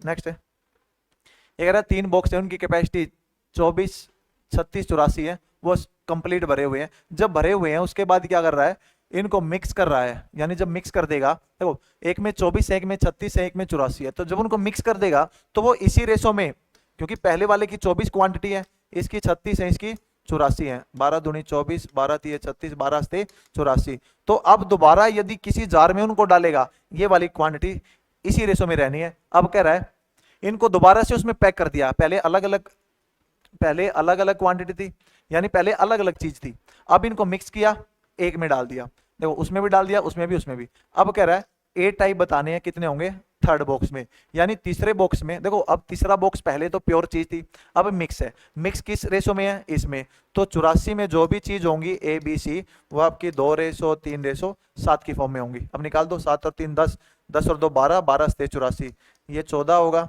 ये 21 होगा, और ये 49 होगा। तो क्या पूछा अपने से, ए कितना होगा, तो 14 ग्राम, ये आपका आंसर है। नेक्स्ट है, नेक्स्ट कह रहा है ए बी ए कोड है सर्कल की सेंटर ओ पे विद सेंटर ओ। अब A B is produce to C, यानी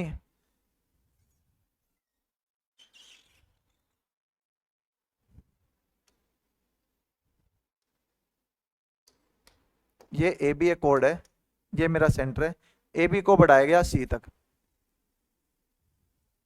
ए बी कोड है सर्कल की सेंटर ओ है, A B produce to such that B C is equal to आपका रेडियस ऑफ सर्कल। देखो यदि मैं इसको मिला दूंगा यहाँ पे और यहाँ पे, ये मेरी रेडियस है, ये मेरी रेडियस है, ये मेरी बराबर हो जाएगी इसके। अब आगे क्या कह रहा है, सी इज ज्वाइन टू ओ, यदि मैं सी को ओ से मिला लूं, यानी इसको थोड़ा नीचे रखो ताकि अपना डायग्राम सिमेट्रिकल बन सके, थोड़ा गैप हो।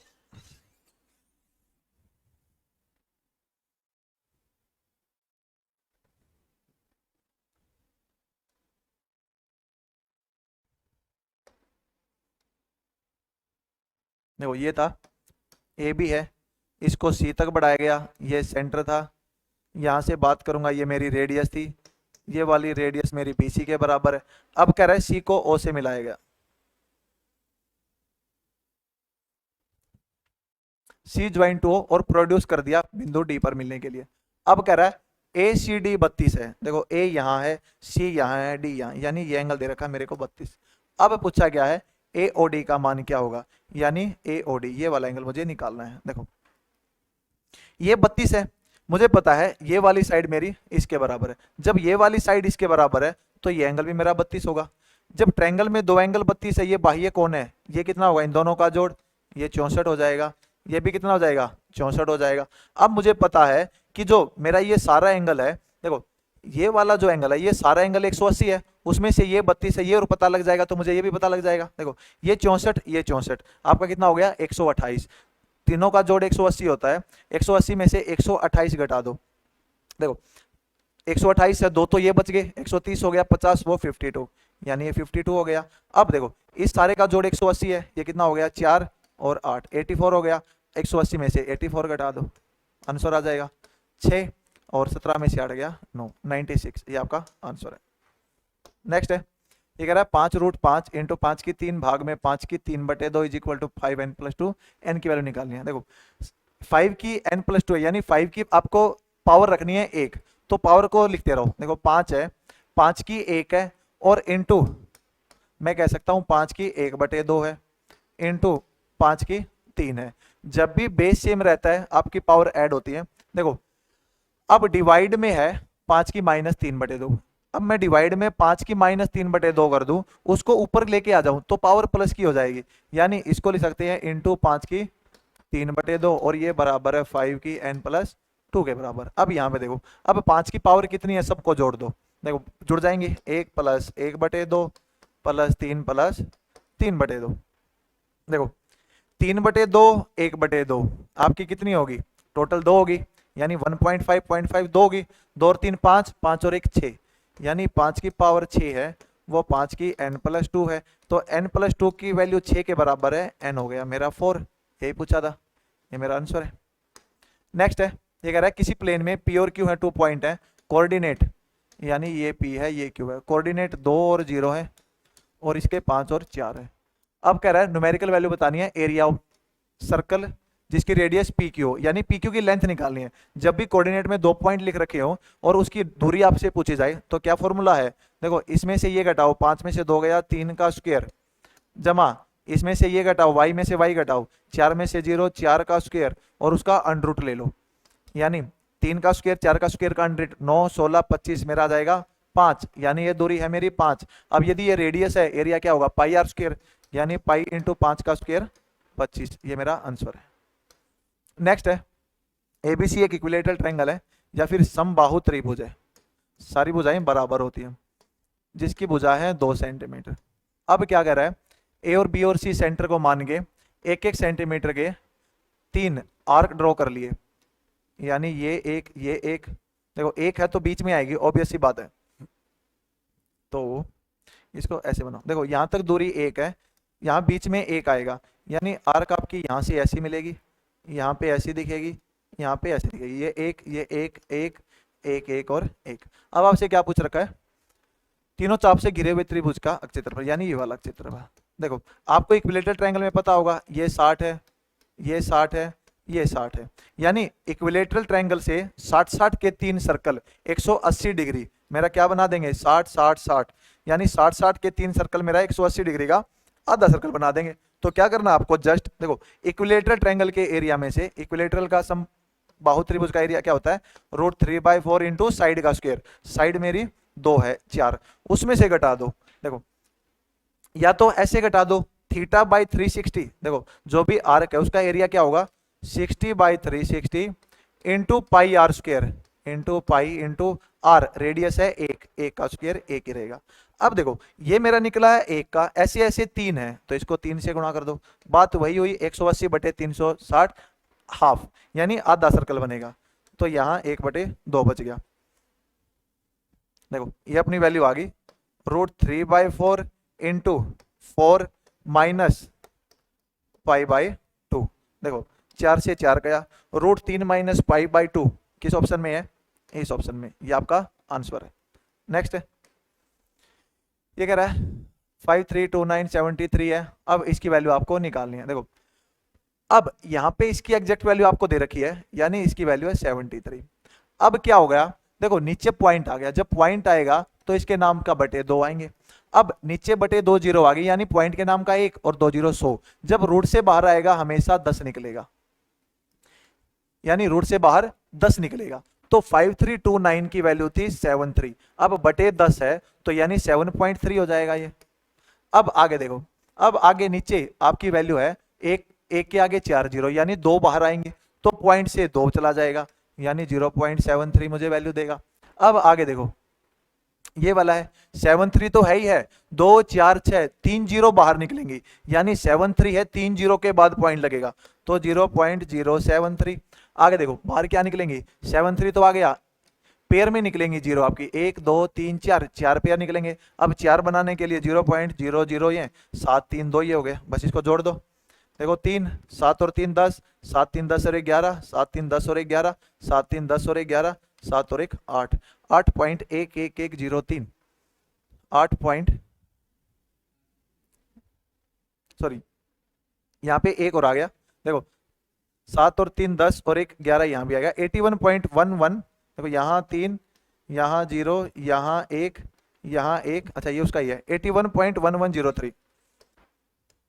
देखो जब इनको जोड़ेंगे 81.1103 किस ऑप्शन में है, वो अपना ऑप्शन ए, ये आपका सही आंसर है।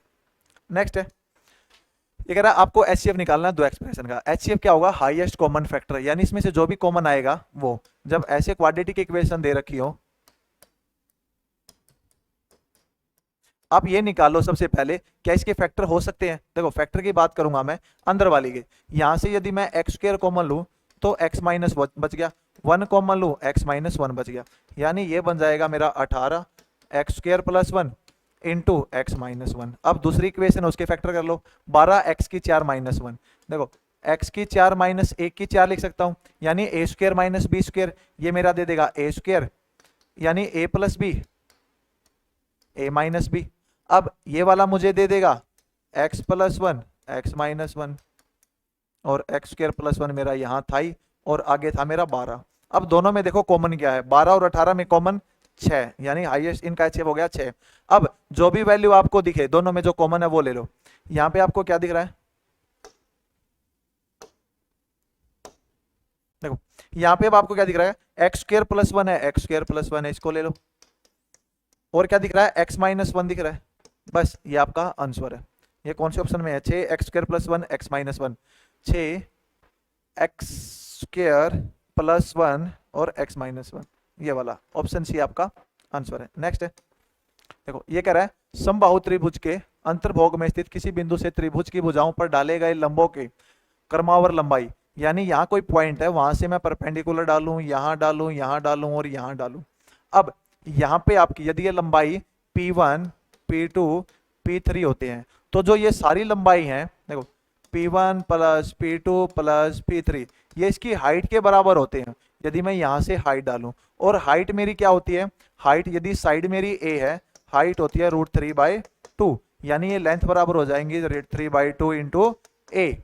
यदि ए साइड है तो साइड ही पूछिए आपसे, तो उस साइड चला जाएगा, तो ये हो जाएगा 2/√3 P1 plus P2 plus P3। आप इसको डायरेक्ट प्रॉपर्टी को डायरेक्ट भी याद रख सकते हो। यदि 3 परपेंडिकुलर लंब दे रखे हैं तो साइड क्या होगा 2/√3 और इनका जोड़। नेक्स्ट है, नेक्स्ट आपको डीआई का क्वेश्चन दे रखा है। क्या कर रखा है, दी गई तालिका को अध्ययन करें और आपको बताना है अब्सेंट है, देखो ये उपस्थित है और ये पास है, सॉरी अब्सेंट नहीं उपस्थित, वार्षिक परीक्षा में उपस्थित ए, उत्तीर्ण पी, संख्या दिखाता है। अब रेशो बतानी है, total number of student appeared from school Q in 17 and from school S in 18। देखो क्यू से 17 में, क्यू से 17 में अपियर यानी ए अपियर को रिप्रेजेंट कर रहा है, देखो पी पास को, ए अपियर को। अब अपियर है क्यू से 17 में, क्यू ढूंढो कहाँ है, क्यू यहाँ पे है, 17 कहाँ है यहाँ, इसमें अपियर कितने थे 350। फिर आप ढूंढो एस इन 2018, एस यहाँ है, इसमें 2018 में अपियर है 400, इन दोनों को जोड़ो 750, और इसकी रेशो बतानी है किसके साथ, total number of student pass, आर से 18 में, टी से 14 में। अब पास वाला सेकंड है, आर में 18 में पास 405 है, और टी में 2014 में पास, देखो टी यहाँ है, पास आपके 2014 में 225 है। ये 750 और 730 आ गया, देखो ये आ गया 5 और 5 10, 2 और 1 3, सॉरी 630।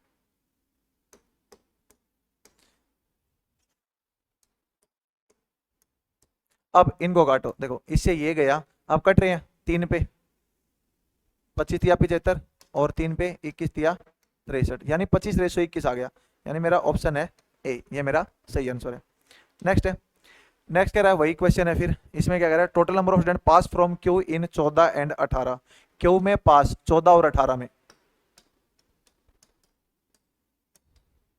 देखो पास क्यू कहाँ है अपना यहाँ है, पास 14 में है 240 और 18 में पास है मेरे 320, जब जोड़ूंगा मैं 0 6 560। वट परसेंट लेस देन, अब ये कह रहा है कितने कम है, total number of student appear from R and S in 2017। देखो 2017 में, अब इसमें आर और एस, आर यहाँ है एस यहाँ है, कितने प्रेजेंट थे स्टूडेंट अपीयर्ड, यानी अपीयर्ड कितने थे, देखो इनको मैं जोड़ूंगा 420 और 380 को, 008 800 कह रहा है, 800 का 560 कितने परसेंट है, कम है।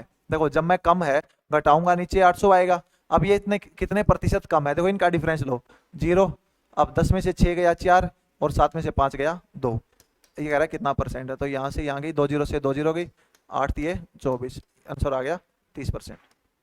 और अपना लास्ट क्वेश्चन है, ये कह रहा है P99 है, तो P square plus 3P plus 3 की वैल्यू क्या होगी। देखो ये वैल्यू आपको दिख रही है, यदि मैं P को अंदर लेके जाऊं तो P की 3 प्लस 3P स्क्वायर प्लस 3, देखो ये वैल्यू यदि आपको पता है कि P की cube A cube plus B cube plus 3AB, देखो A cube plus B cube या फिर A प्लस B की आपकी होल क्यूब, ये फॉर्मूले यदि पता है तो आप कर लोगे। यहाँ पे क्या दे रखा है आपको, A cube B cube 3A square B, देखो आपका A प्लस B है, इसकी क्यूब क्या होती है A cube plus B cube plus 3A square B plus 3B square A, यही वाला है।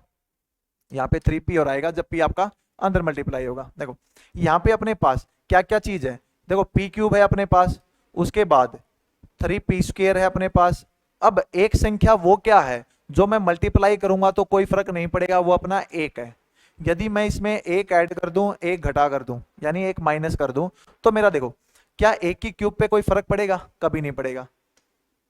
एक की क्यूब, अब देखो A cube plus B cube plus 3a² B plus 3b² A, एक का स्क्वायर इंटू पी, यानी फॉर्मूला बन गया।